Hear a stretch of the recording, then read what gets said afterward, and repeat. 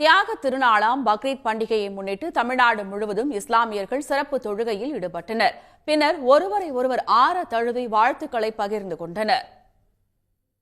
தியாக திருநாளாம் பக்ரீத் பண்டிகை உலகம் முழுவதும் இன்று கொண்டாடப்படுகிறது.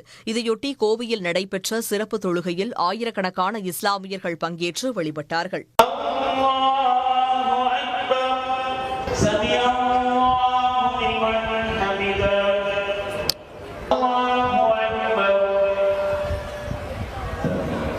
தென்காசி மாவட்டம் கடையநல்லூரில் உள்ள காயிதே மில்லத் திடலில் இஸ்லாமியர்கள் தொழுகையில் ஈடுபட்டனர். பின்னர் பக்ரீத் வாழ்த்துக்களை தெரிவித்து மகிழ்ந்தனர்.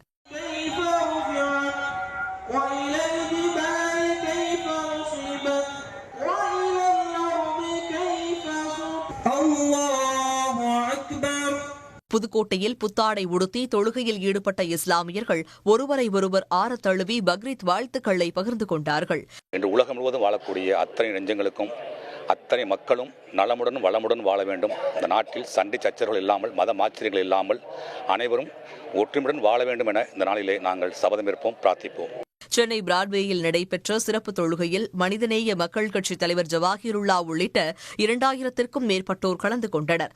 தொழுகைக்கு பின் செய்தியாளர்களிடம் பேசிய ஜவாஹிருல்லா, வக்பு திருத்தச் சட்டத்தை திரும்பப் பெறக் கோரி அடுத்த மாதம் மதுரையில் மாநாடு நடைபெறும் என்றார்.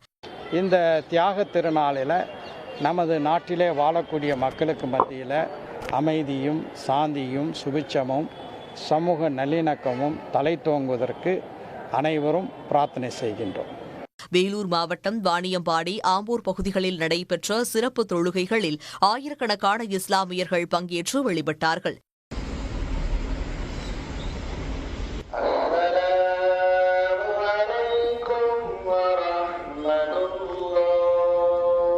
இதேபோல விராலிமலை, வந்தவாசி, ராமநாதபுரம் உள்ளிட்ட பகுதிகளிலும் இஸ்லாமியர்கள் பக்ரீத் திருநாளை உற்சாகமாக கொண்டாடி மகிழ்ந்தனர்.